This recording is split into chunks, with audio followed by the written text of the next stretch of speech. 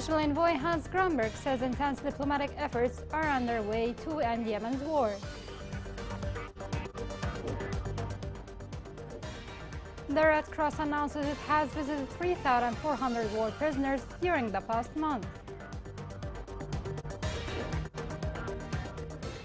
Houthis attack with drone a medical center in Al Dara Governorate.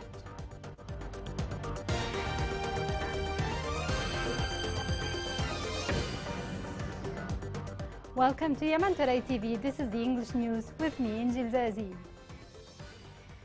The UN Security Council held a meeting on Yemen to discuss the recent developments. UN envoy urged parties to seize the opportunity of the regional momentum to achieve peace in Yemen. This report has more. During the latest United Nations Security Council briefing, Special Envoy for Yemen Hans Grunberg claimed that strong diplomatic efforts are ongoing to resolve Yemen's 8-year war. He noted increased regional and international dynamics, such as the recent restoration of diplomatic ties between Saudi Arabia and Iran, who back rivals in the conflict. Grunberg encouraged Yemen's government and Houthi rebels to take advantage of this opportunity presented by the increased momentum.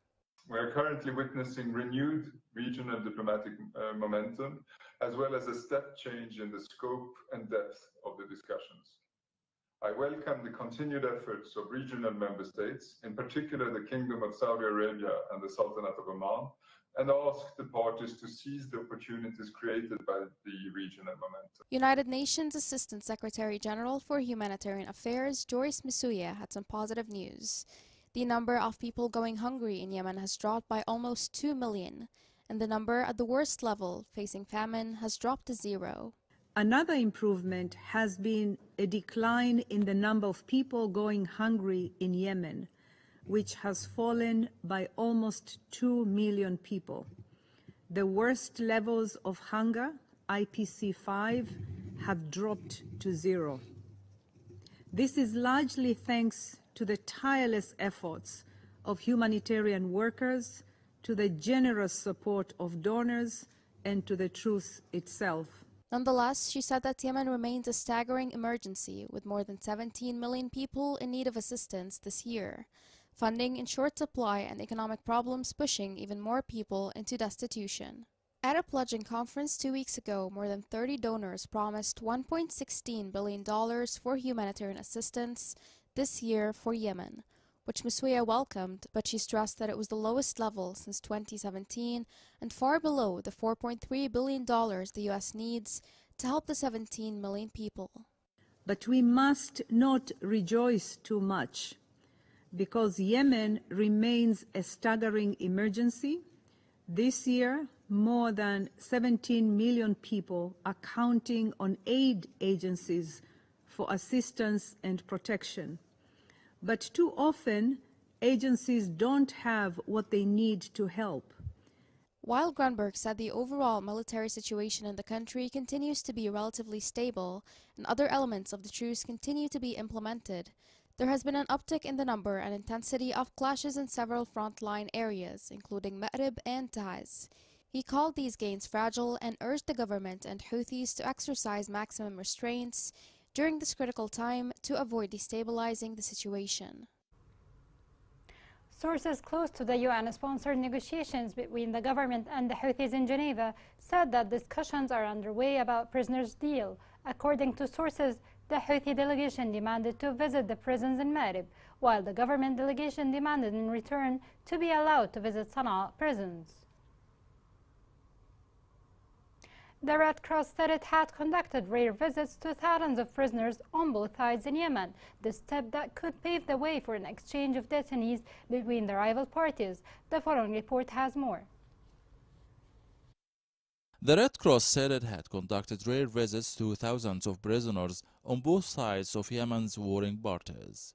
It said the step could pave the way for an exchange of detainees between the rival parties. The director of the International Committee of the Red Cross for the Middle East added that the members of the organization had seen more than 3,400 individuals in a 10-day visit to a facility in Saudi Arabia in December and a separate trip to Yemen's capital Sana'a in October. He said members of the organization had been allowed access to some of the most secret and sensitive places in each country and will be able to inform many detainees' loved ones of their whereabouts. He concluded that the visit signified the approval of the authorities of the Red Cross presence, which could be repeated. The last mass swab took place in 2020 and was overseen by the Red Cross, with more than 1,000 detainees returned home. According to a 2018 agreement in Stockholm, the warring sides agreed to swap over 15,000 prisoners. The Houthi militia suffered losses in lives and equipment after thwarting an infiltration attempt in Taiz. Military sources stated that the government forces backed by the Popular Resistance thwarted an infiltration attempt by the Houthi militia towards El Safra neighborhood, and the Houthi militia suffered losses in lives and equipment. A number of workers were injured in a hospital northwest of El Dala as a result of a Houthi drone attack. According to field sources, the Houthi drone caused great damage to the hospital building. This report has more on this. The militia didn't stop after blocking the main roads and forcibly displacing the population from the north and west of Ad-Dala. However, the drones are a new means of bombing civilians and targeting everything that moves. A new crime took place in Hajr area adjacent to El Hasha district, northwest of Ad-Dala. Houthi drones are targeting a medical clinic that provides medical services to civilians in a school in that area, with several missiles in a place far from the fighting fronts. As a result, the citizen was seriously injured, after which he was taken for treatment in Aden. The clinic and a vehicle belonging to one of the citizens were damaged by the bombing. The Houthi militia used drones to bomb a hospital in Hajr area. This hospital has nothing to do with the war on its parties. It serves all the citizens, treating injured people, children and women. As you can see, this hospital was hit by a Houthi drone, and bombing caused severe damage to the hospital. You see the windows are all broken and the furniture as well. Also, one of the patients got injured during the bombing.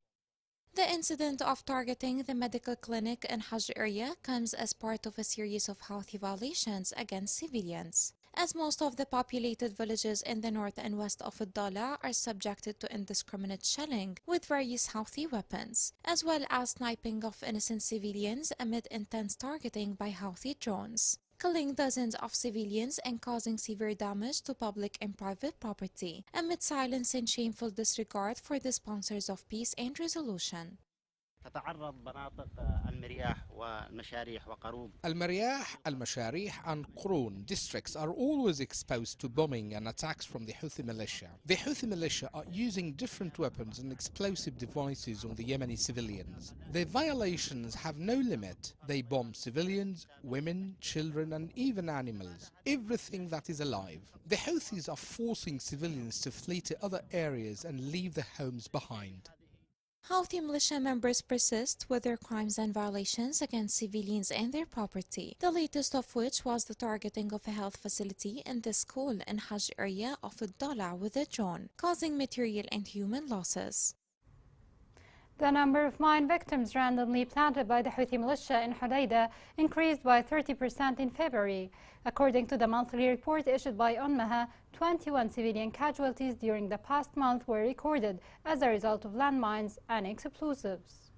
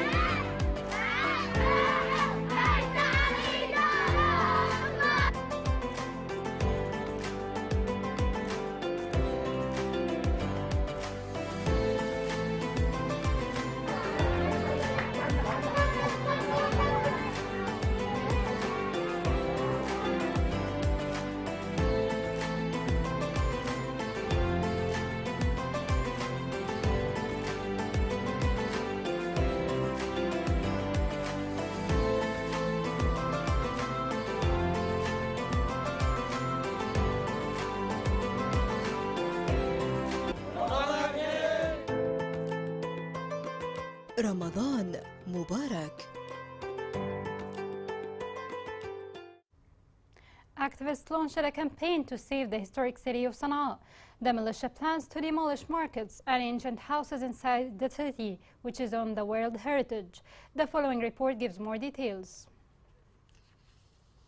Local sources confirmed that the Houthi militia loyal to Iran intends to demolish popular markets in the old city of Sana'a in order to obliterate the heritage and hide its features. The Houthi militia's plan includes setting up an area of more than 500 square meters to hold its sectarian celebrations and establishing a direct entrance to it from all neighborhoods of the old city. The sources indicated that the militia is arranging for the demolition and removal of markets that includes more than 234 shops in this old market and a large number of homes. One of the shop owners in the historic city of Sana'a confirmed that the Houthi militia refuses to renew the necessary license for his shop, which indicates the validity of information about the Houthi arrangements. The sources added that the demolition and removal process will cause huge commercial losses and will cut off the livelihoods of thousands of families and will erase a large part of the history of the ancient city of Sana'a, which threatens to remove it from the UNESCO World Heritage List, as well as the displacement of the population. Antiquities activists staged an online campaign calling upon the UNESCO and all international organizations interested in antiquities to stop this Houthi attempts to demolish heritage and erase Sana'a's civilization. Earlier, one of the walls surrounding the historic Bab al-Yemen gate in the old city of Sana'a was vandalized and collapsed due to deliberate neglect by the Houthi militia in the old city, which dates back to 2,500 years. The Iranian-backed Houthi militia seized the sports complex in the capital Sana'a. Local sources said that armed Houthi forces attacked the Nahda sports complex, dismissed its administration, hired a judicial guard to oversee it, and confiscated all of its savings.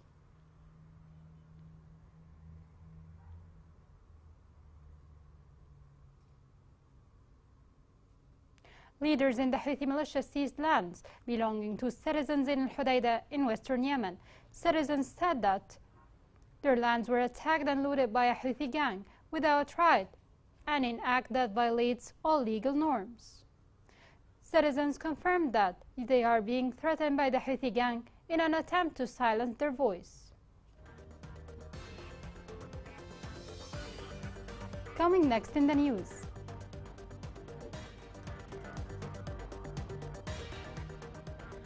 First women musical band starts performing in the interim capital Aden.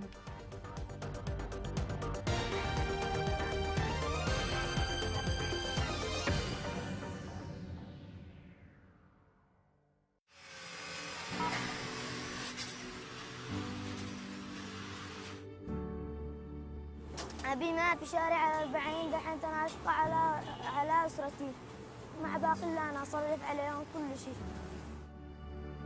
أنا اسمي أنس رصيد سيف، عمري 12 سنة. أنا أشتغل بورشة حديد من الساعة 7 للساعة 6. أحيانا أسرع، أحيانا أقص، أحيانا أرنق، أحيانا أنقش، أي حاجة أنا أعمل.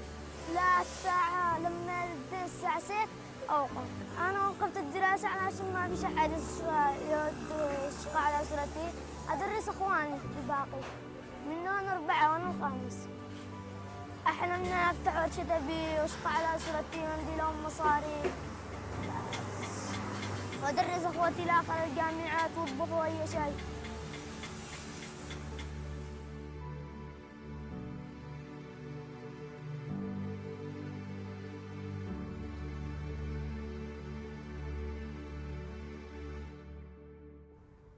Welcome back.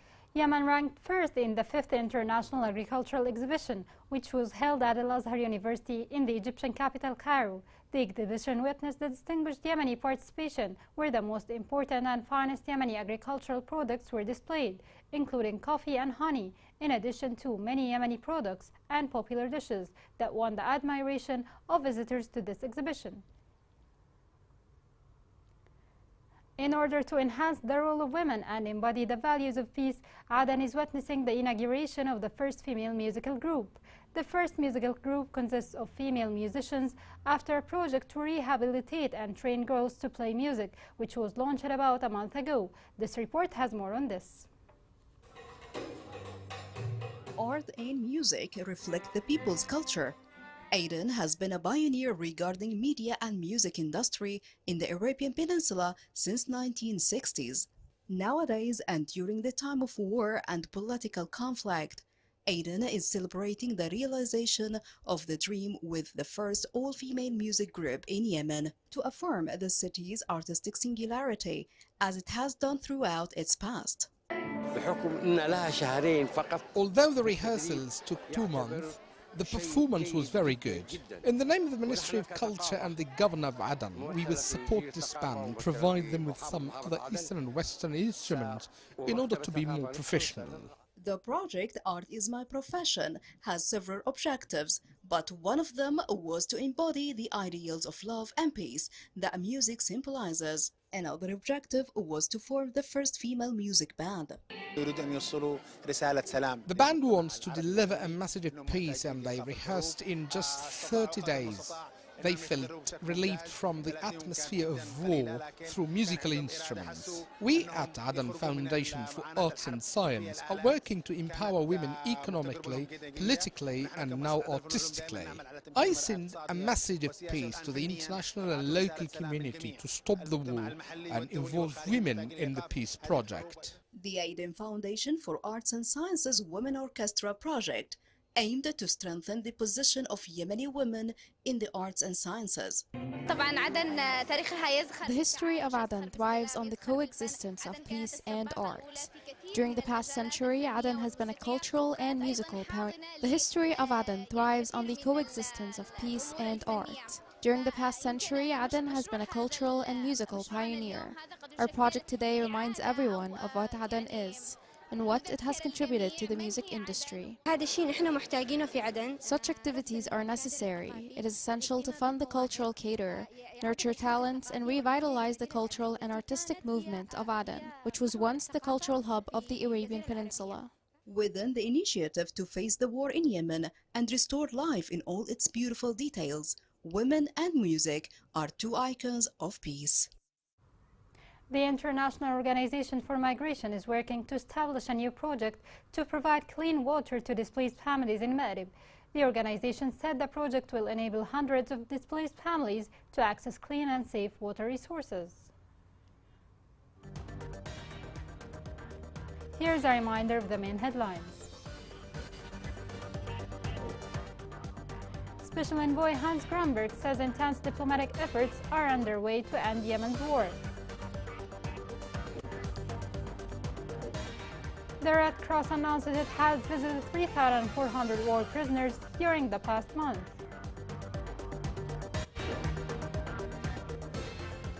Houthis attack with drone a medical center in El Dora Governorate.